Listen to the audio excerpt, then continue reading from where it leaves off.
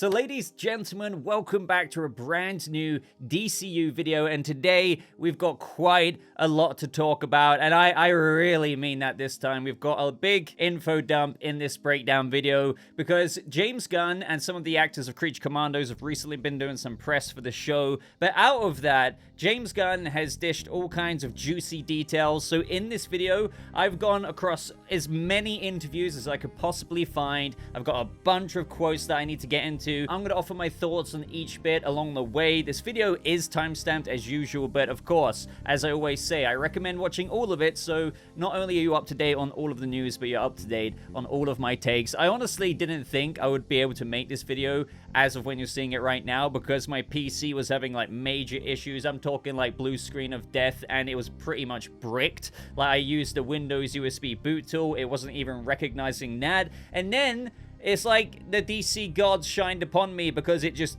fixed itself, which I'm taking as a sign. So I apologize if this video is a little bit late, but without wasting any more time, let's get into all of this stuff. But very quickly, before we get into all of the juicy interview details, we've got some quick updates that I want to go over from Gunn's social media teasers, and this involves Superman initially here. So James Gunn, via Threads, said that he held a screening in LA. So that's pretty nuts to just comprehend. The movie has officially been screened, but to my knowledge, it's not a fan screener. This was probably to some like higher ups and whatnot. But another thing that I hadn't got to before this video is some more, yes, even more updates on the Superman trailer, because long story short, as you know, a lot of our predictions were such that our first teaser for the Superman movie, so not like a fully fledged official trailer one, but a Superman teaser trailer, would be taking place or would be revealed at CCXP Brazil, which is around December 5th to December 8th, which I've kept complaining about because it's my wedding at that time, but I don't need to get into all of that. But you know me, God, I want to cover that trailer. But now, Gunn said, when being asked about, hey, you know, what's going on at CCXP? Are you attending? This, that, and the other?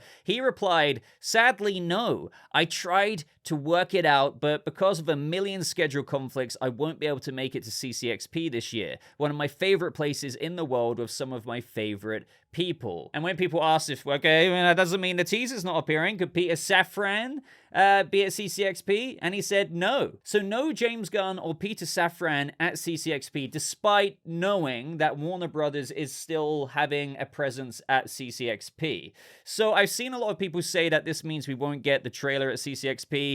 I'm kind of two minds about this because that doesn't mean, just like how, you know, like at New York Comic Con, James Gunn could still do a video message like the one you're seeing on screen right now, give a bit of a talk about the movie, how excited he is for everyone to see it, this, that, and the other, then boom, here's our first teaser. It could be something like that, but then again, it might not be. But the thing is, again, I'm of such two minds about it because they could easily go that direction, and CCXP would be such a brilliant public event to release the teaser at. So for now, we really don't know, but James Gunn did say from omelette.com, said once again, it won't be long to be released. So he's still giving some very ambiguous information there with regards to the first teaser drop, but let me know what you guys think. I still think that it's likely to drop this year in December or around abouts there. Will it be CCXP via video message like New York Comic Con, like the video you're seeing on screen right now, or will he just decide to drop it kind of online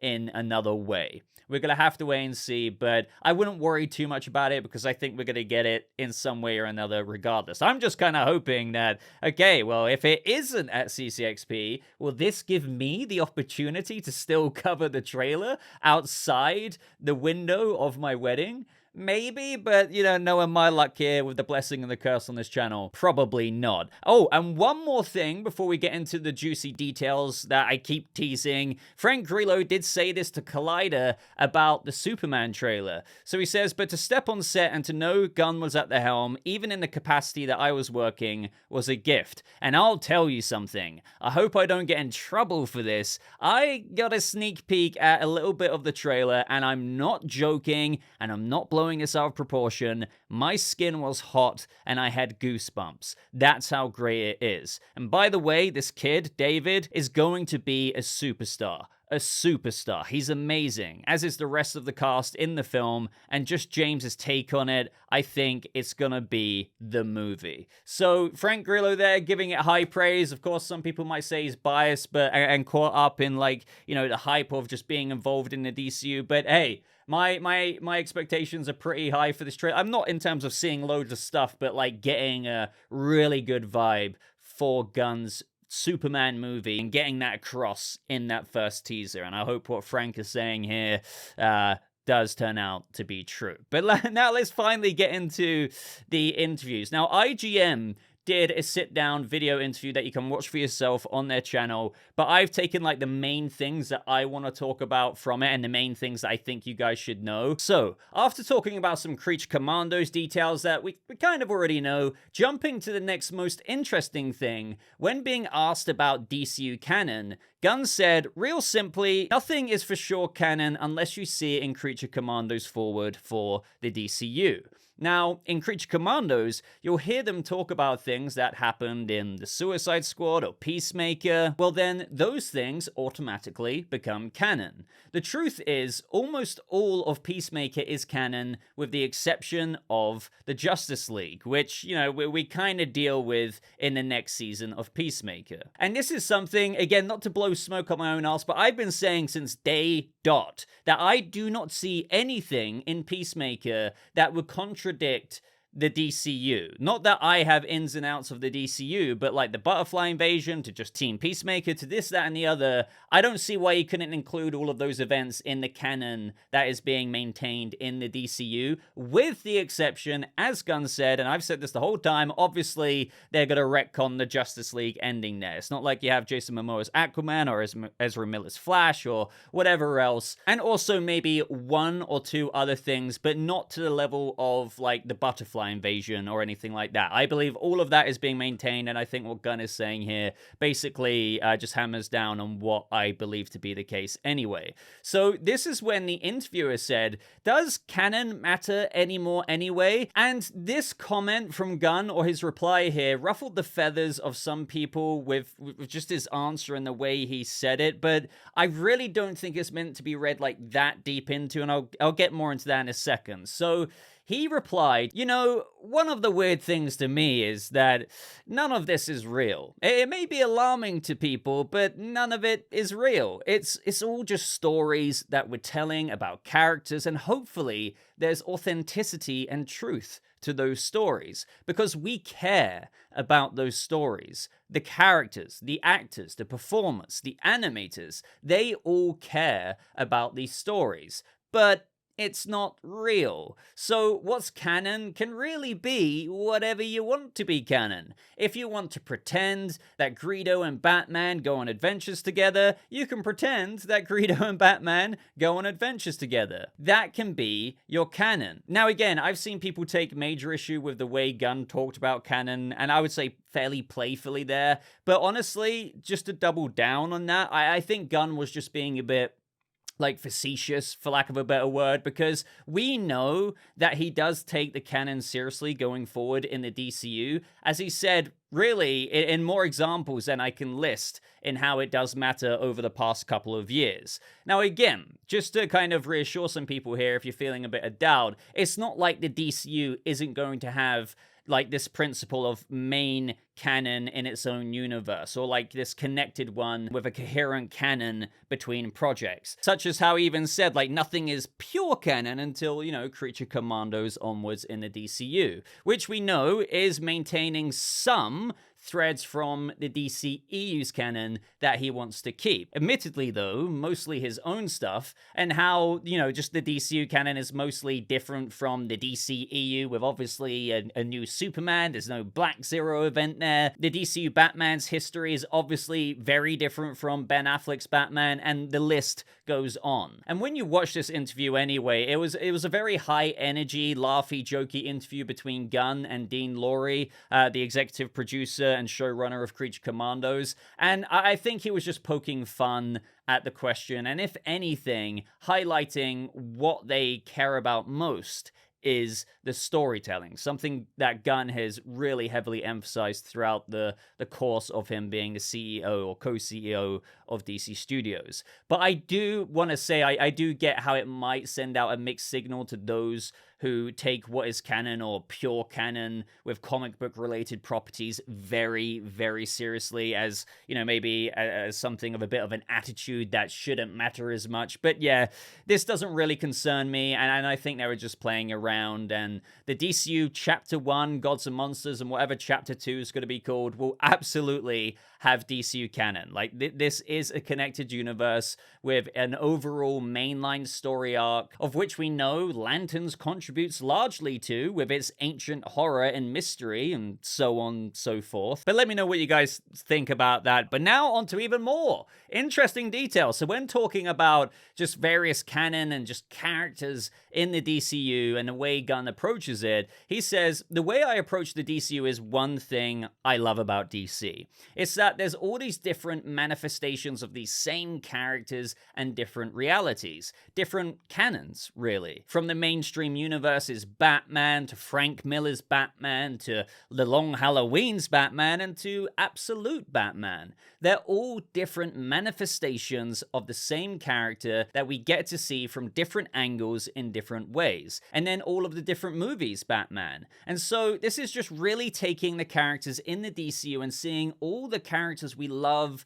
from different angles, and some of them are very, very, very true to what we have experienced in the comic books, and then some of them we change a little bit. And just a little comment on the last of that, I honestly expect nothing less. As I always say on this channel, adaptations do not copy and paste. So when you do an iteration of, like, you know, a character from the comic book, let's just take Superman, Gunn's Superman is going to be true to, like, the nature of, and this is something else he said, and I'm paraphrasing here, what's important to him is, and what he regards as comic book accurate in an iteration, is to be true to the character. But when adapting it, it's not like his Superman's going to be like Henry Cavill's Superman exactly, or like Batman won't be like, you know, Matt Reeves's Batman when we see him in the DCU. So you always have innovation there, or a unique take, as long as you stay true to the nature of the character. That is something I have voiced through me saying, as long as you adapt but don't deviate, because that will alienate fans, everything should be okay. And when I say deviate, I mean like deviate to an unrecognizable area of the character. And it doesn't seem like Gunn is going to do that. But as for the world of the DCU, the interviewer then asks, what was the thinking in terms of launching the DCU already lived in? It's not an origin story kind of thing. And I love this talk because it is going to get into some interesting things that I've said before. So he says, I think it's really about, you know, I didn't want to have to create a universe where every single story is an origin story. Everybody knows, you know, kids in small villages, in very third world countries know that Superman is an alien from another planet who was sent here on a rocket ship and raised by farmers. That is something people know. Everybody knows Batman's parents were killed outside of a theater and there was a string of pearls that fell on the ground, and they mainly know that fact. So I think it was about not retelling, but creating a world, a universe in a way, like Game of Thrones universe or the Star Wars universe, where there's these fantastical elements. It's a magical realist world where superheroes exist and have existed for a while. Some are metahumans, some are costumed vigilantes, and so we don't need to see the single story of every single person in where they came from. It's about being in that situation now. And it's something that I don't think we've seen before, really. And again, guys, I wouldn't expect anything less. And if you've been watching my videos for the past couple of years, ever since I started my coverage of the DCU, you'll know what I'm about to say. I know, and I want to recognize that some people over the past couple of years have commented on my videos saying how, you know, they don't want to miss out on the origin stories. They don't want to skip out on the young Batman, or at the very least, seeing the Bat family origin stories like Dick Grayson getting to Nightwing. How cool would that be to see that? And I get that. Or just earlier on in some of the other heroes' lives in the DCU, I guess like Hal Jordan. But I have always said, from my personal opinion and perspective here, that to ignite a new cinematic universe in 2024 after we've had the comic book realm of things in the movie theaters for a long time now. You need to kind of do something new and not retread every single origin story. So, like, again, the MCU, we've seen that, Iron Man 1, Captain America 1, this, that, and the other. Now, that's not to say, though, and I want to stress that we won't get origin stories, such as, you know, for all we know, we might see an origin for Booster Gold. Like, Booster Gold might be only coming back in time for the first time in his series. So my point is, guys, just entering this universe, as I like to say, you know, hitting the ground running with a lived-in and already breathing DCU with a history already established. That is just so refreshing to me when thinking about executing a whole new cinematic universe enterprise, right? I think it will actually be one of the key aspects of the DCU that makes it a rich world of substance. I do get the desire of how people are like, oh man, but I really would have liked to have seen this character's past or whatever. But I think, you know, the sacrifice of that to enter, you know, hitting the ground running will be the larger payoff and hopefully success of the DCU moving forward. But then, when the interviewer was asking more about this, Gunn's next answer is very interesting when being asked, do you know in your head where, like, the age of superheroes began? And this goes on to, I personally think, Loki confirm a theory I've been discussing again since, like, day dot, a couple of years ago now. So Gunn says, there's been metahumans and heroes for a long time, but as time has gone on, and this is probably giving away too much, there are more than there used to be, and they're more of an issue today than they used to be. And that's where we find ourselves in Superman. And guys, this is, I don't know if you're new here, you might not know what I mean by this, what I've been saying in terms of the reverse Kingdom Come theory. Now, I have a whole separate video going over what is the reverse Kingdom Come theory and why is it, like, so important to James Gunn's Superman. The video title is something like that. I'll leave that linked down in the description box or the top pinned comment so you can watch that after this. But long story short, I've theorized ever since James Gunn's early Kingdom Come teasers and posts that he left on social media and his very early comments about how this is a DCU that's had heroes and villains exist and having existed for a long time, that, hey, what if this world is kind of like a reverse Kingdom Come theory? And what I mean by that is, in this DCU, Superman obviously isn't going to be as old as he is in Kingdom Come. That's set decades into the future, where Superman hung up the cape, and in those decades, the world has kind of disregarded the moral compass of the Golden Age heroes, if you know what I mean. Like, there's so many metahumans, there's so many wannabe heroes who are really actually anti-heroes to actually even bordering on villains with the way they execute their heroic saves and whatnot, even killing people. And again, even the public became disenfranchised with what the superhero was. And so a lot of these metahumans, again, do not have the moral compass of the old day Justice League, like Batman, Superman, you know, Green Lantern. And so Superman comes back and he basically establishes, you know, the old days, the way of doing things by the good book, right? And so in the DCU, I call it the reverse Kingdom Come theory because Superman's emergence in a world, and this is how it's the reverse, right? There's already a fleshed out world and where metahumans and heroes and villains have existed for a long time, but Superman, and I know some people don't like this, has only been around for, like, let's just say 2 to 3 years. But he interrupts this parameter, this status quo in the DC universe that has become disenfranchised, like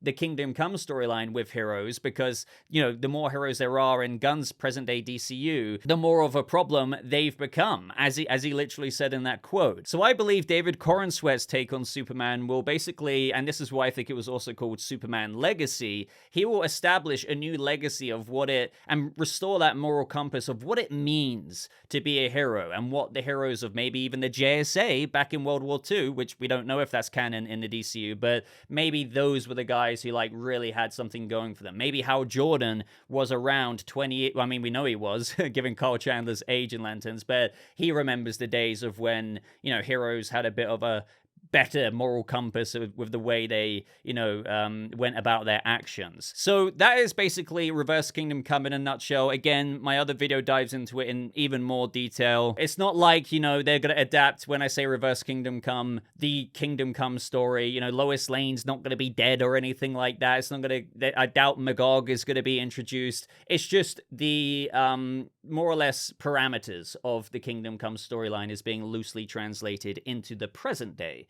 DCU, and how Superman can still have a similar effect with, having an influence on the world and the heroic side of things. So it's great to hear James Gunn dish a little bit more on this, and he even says, I might be giving too much away here. Maybe, but maybe not, because I kind of cottoned on to this a good couple of years ago now. And then the interviewer says after this, and I suppose it gives you guys the room to introduce familiar characters who maybe are never going to get their own project, but no spoilers, but Creature Commandos, I definitely know here or there someone pops up. And then Gunn says, no, we see some major characters, with Dean Lorey then saying some big characters. And as it goes forward, I think we'll see lots of characters cycle through in the Creature Commandos. And let's just say that I can't really talk about this, and that my review for Creature Commandos will be coming out. I believe the embargo lifts on December 2nd, so look forward to my no spoiler review on that, and then obviously my first 2-episode spoiler review on December 5th, the day before my wedding. So I'm going to be typing away and, editing away. Very busy boy at that time. But yeah, look forward to my review. Obviously can't talk too much about this given, the little review situation I'm in. But yeah, very, very, very, very, very, very, very, very interesting stuff there. But now we need to get into some of the other juicy things, when the interviewer here asks, what is the next thing after the lineup that we kind of already know about, right? And Gunn says, well, we have our TV projects. So, we have, it's really Creature Commandos, Superman, Peacemaker, Lanterns, Supergirl, and then some things people don't know. And then the interviewer says, so Lanterns is before Supergirl? And Gunn replied, well, we'll see when it comes out, but they're around the same time. And I think that's just him saying, the plan is to release Lanterns before Supergirl, but given production, you never know if things might shift. But ultimately, they're releasing 2026 around the same time. Supergirl's in the summer. Hopefully, Lanterns can release before that. And I think they will, considering that they're filming early 2025. But the other interesting part of his answer is when he was going through the projects releasing in order there, Creature Commandos, Superman, Peacemaker, Lanterns, Supergirl. And then he also says, and then some things people don't know.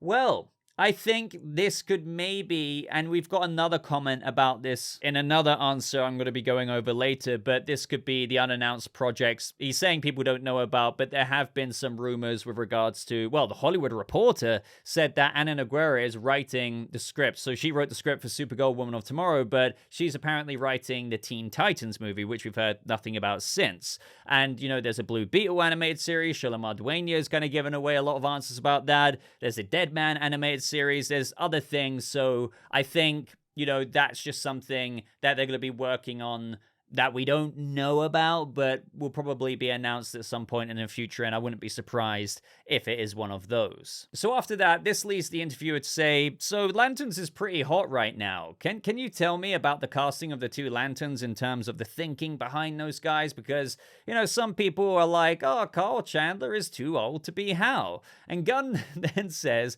wait a second. Comic book fans had an opinion on the casting? What are you talking about? Listen, the truth is, Chris, Tom, and Damon wrote an amazing series, an incredible series. I'm so excited for people to see this. It's very grounded, very believable, very real. The kind of thing that you would never think that would be the truth about a Green Lantern television series. And it's very human, adult, and wonderful. The story that they wrote for a couple of actors who were of these ages, and so that's who they cast. Those were their choices, and I totally backed them up. I love them. Aaron Pierre is somebody who I've liked for a long time, and the truth is he was almost Adam Warlock. He's a great actor, and so I was really excited to see us using him, and Kyle's just magnificent in the role. So I'm really excited for people to see what those guys have come up with. But everything has to serve the story. The story is always first. The scripts are always first, and we would never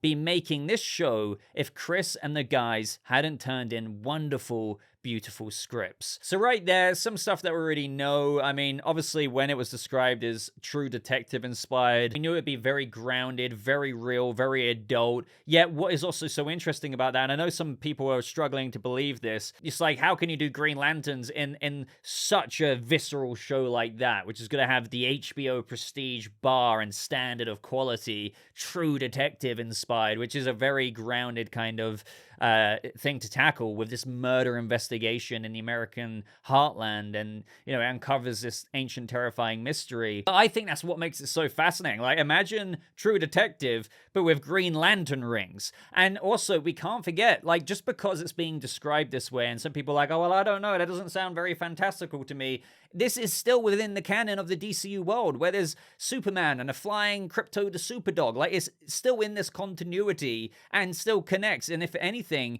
Peter Safran and James Gunn have said that it's majorly important to their overarching story in DCU Chapter 1, with whatever gets uncovered. Hearing him just rehash over that a bit more, saying how it's very real, very believable, very grounded, yet, you know, it's the kind of thing you would never think that would be the truth about a Green Lantern television series, given those descriptive words in this fantastical universe. But I love how this is another example of how we're getting different tones. Like, you'll have a very fantastical, you know, Peacemaker series, or, you know, Superman movie, or Supergirl Woman of Tomorrow, but you might get a movie like Swamp Thing, which is a bit more horror-esque, or you get a show like Lanterns, which is more like True Detective, but you still have Green Lantern rings in there, but the severity and tone and grounded aspects of a True Detective show. So I really can't wait, and I'm so excited for it. Now, next up from Collider, we've got some talk about multiple R-rated DCU series possibly in the future. So Gunn says, we're not about that. We're not about see how it does. You know, we've got one opportunity to take these characters and really press forward and do what we believe. I am a great believer that if we tell good, authentic stories, if a movie does well or doesn't do as well, if you keep with that same philosophy, that you're going to build a universe that people are going to love and want to be a part of for a long time. It's not about testing out to see if this thing works, it's just about telling a story. If a story is going to be R-rated, we're totally okay with that. If it's going to be PG, PG-13, or G, I don't care. Like, whatever is worthy of the story, that's what we're going to do. People love that character. People love that format for that thing. You know, Peacemaker is unrated, basically. So we have all sorts. I like the idea of doing all sorts of different things. And again, this kind of echoes what I was saying earlier, but Gunn, he's just all about the story. This isn't disregarding canon, because the DCU is going to have canon, but he's just still like, you know, whether it's R-rated, we're going to do that. If it's PG, we're going to do that. If it's something like Lanterns, which could be a higher rating on HBO because it's True Detective-esque, right? And I think that's going to be quite, again, a visceral series, as I've said, in the tone of things. They're going to do that. Whatever works for the script and the story, they're not going to shy away from. Where you might have the MCU, which, sure, they've dabbled in R-rated things as of recent years, but initially, and I'm not saying this is a bad thing, I'm just describing the difference in approach of why I think the DCU has to do what it's doing, hitting the ground running in an already existing DCU, doing different ratings for different shows as long as that matches the story and not for the sake of it. You need to break the formula up. And the MCU had a long time of just having that same age rating. So this is what I mean with kind of adding all of it together, you know, having this new imprint in the comic book space in 2024, you know, launching your new cinematic universe. Yeah, you need to do something different. And words like this is just basically music to my ears, because I think even though we don't know how good these shows or movies are going to be, at least on paper, the recipe so far, in my opinion, is one that is has a big potential for success. Now, as for the DCU Batman, and also what I was kind of getting into earlier with some unannounced movies and TV shows that are greenlit or near greenlit, from Collider, Gunn explains that right now we're moving forward with The Brave and the Bold, and that's happening right now. And Matt Reeves is writing the Batman 2, and that's happening right now. There is no set timeline for anything. That's one thing that I've tried to make clear to people from the beginning. In the way that I hope we're different is that everything in DC is going to be based on the writers. Until we have a screenplay that I'm totally happy with, that movie is not going to get made, no matter what it is. So we have been really fortunate with some screenplays. You know, Supergirl came in and just, wow, Anna Nogueira did such an amazing job. The Lanterns pilot came in, and now the whole Lanterns series came in, and it's like, wow, that's wonderful, wonderful work. And there's a couple of other things that people don't know about, a couple of movies and TV shows that are greenlit or near greenlit, but it's going to be based always on that, on the story, because at the end of the day, if we're happy with the story that we're telling, that's what matters most. And once The Brave and the Bold gets to that point, then we'll make the movie. So again, I am wondering what those couple of greenlit movies and other things could be, and others that are near greenlit. Maybe there's development on things that we just don't know about. Again, maybe Anna Nogueira's been writing the script for Teen Titans for a little while now, and it's got to a point of being near greenlit or maybe greenlit. Without echoing too much of what I said earlier, I would love to know what you think about that. And as for just Batman, it's kind of echoing what we've already talked about with Gunn. Like, movies, in the way that Gunn says, we hope that we're different, like as a studio, as a new cinematic universe. It depends on the writers, the script, and when the story is ready. That is paramount. We don't want to be like other studios that just, push things out there, try and get the bonus at the end of the year, even though we might still be writing pages of the script as we're shooting it. Like, it's just, that is how a lot of Hollywood has gotten to the state it is in today. That's how they think throwing more budget in to a movie, $250+ million, when the script isn't like perfect or the story isn't quite there. It doesn't matter. If we throw the budget in there, it should be all right, right? And then it just flops. Gunn doesn't want to make those mistakes. I'm not saying these products are going to be good. I need to see them, need to review them. I may like them, may not, even with this ideology and philosophy on the way his studio is run. But, as I said, on paper, it sounds like a recipe for success. And then the IGN interviewer says, so how important was it to find actors who could do live action versions? Because obviously we know that Frank Grillo is going to be in Superman. Was that a consideration across the board? And even though we kind of know this answer, Gunn said something or answered it in a little bit of a different way. So he said, yeah, it was always a consideration. I mean, we always wanted to have somebody that could potentially play the character in live action. And I think that all of our, listen, there's some side characters, a couple of big ones that are very minimal in the show who are not going to probably be the voice actors who will probably not play that role. So the reason why I wanted to include that one, even though we've heard something similar, is because of what he says at the end. And I think all he means there is just the example of how Sean Gunn plays, or rather voices, Weasel, of whom, as we know, is in Creature Commandos. But in live action, where he's actually showing his face and is acting in the flesh, he is gonna play Maxwell Lord. So this isn't Gunn going back on what he said, like I've seen some other people say after this quote came out online. It's more Gunn saying, Sean Gunn played Weasel, but he's gonna be Maxwell Lord in the DCU. Or like Alan Tudyk confirmed in another interview, by the way, that he is voicing Clayface, which is pretty funny because he also voiced Clayface in the Harley Quinn animated series. And Alan Tudyk kind of got across that he wouldn't sound like Clayface does in the Harley Quinn animated series. But just another example here, like Alan Tudyk probably, most likely wouldn't be playing Clayface in live action DCU, even though he would probably be a CGI character. But you get my point. When he's in a non-blob monster mode, that would be a different actor, right? And next up from Collider, they ask which project James Gunn could tackle next in the DCU. And he says, I haven't, Gunn admitted when asked if he had chosen which project he'll helm next. I've got like 4 different things that I could do, and I'm going to kind of jump back and forth between those things. I'm going to see which one really speaks to me, and that's the one I'm gonna do. One thing that I've tried to make clear to people from the beginning is that everything in DC is going to be based on the writers.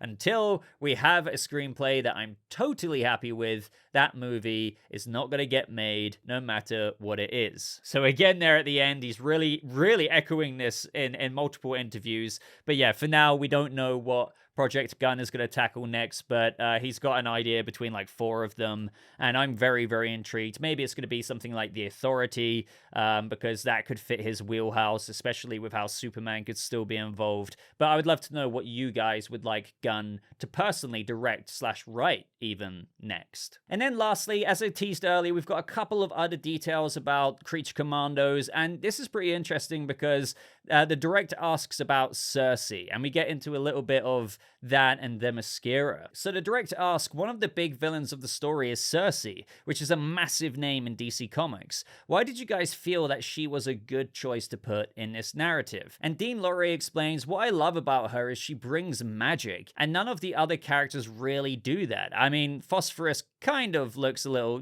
magic, but not.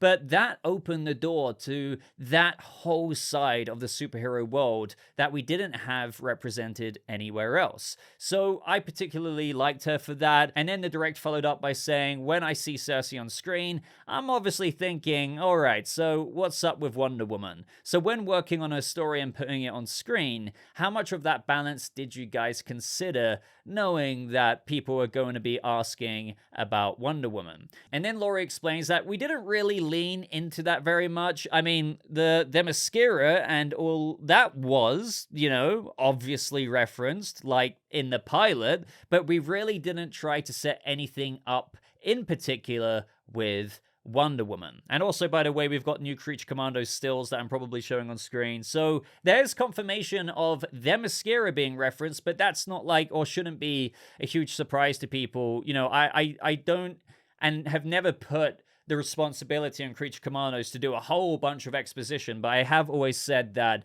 I'm excited for what possible world building it could show, right? I understand it's going to follow a story for 7 episodes, but we're canonically in the DCU at that point, so who knows, right? Circe's in it, and I've always been excited about what that could mean for larger references, not that I had my expectations too high, and as confirmed here by the showrunner, he says that Themyscira is referenced in the pilot. Again, I'm kind of in between a bit of a hard place talking about this because I can't say anything with regards to what I've seen. But yeah, given that this is a living, breathing DC universe, Wonder Woman would have been around for quite a long time now, given that Paradise Lost is a prequel to the DCU set on Themyscira, so it's been around for a long time. It's no surprise that you're going to get some kind of, as the showrunner said, a reference to Themyscira in the first episode, and who knows what else? Who knows what we could get in Creature Commandos? But again, find out more in my review in early December. So guys, that is everything I'm going to get into in this video. I know, by the way, there's other news out there, such as like Sergeant Rock, the DCU project rumor with regards to like maybe Daniel Craig being eyed for the role. But I want to save my thoughts for that in another video. This, I think, needs to keep to these new details. So until I get onto that other stuff in a future video, let me know your thoughts on everything we discussed in today's big DCU info dump. Cannot wait to see what you have to say. I love reading your comments, and especially as this is in development still and there's a lot of info being dropped and more to come, obviously, as the DCU kicks off in just a couple of weeks or so time, which is insane. But yeah, really appreciate you guys watching. Would really appreciate a like. Consider subscribing for more videos just like this. But yeah, I'm gonna love you and leave you now. So again, I hope you guys have a lovely rest of your day, and I'll see you people of the DCU in the next video. Goodbye.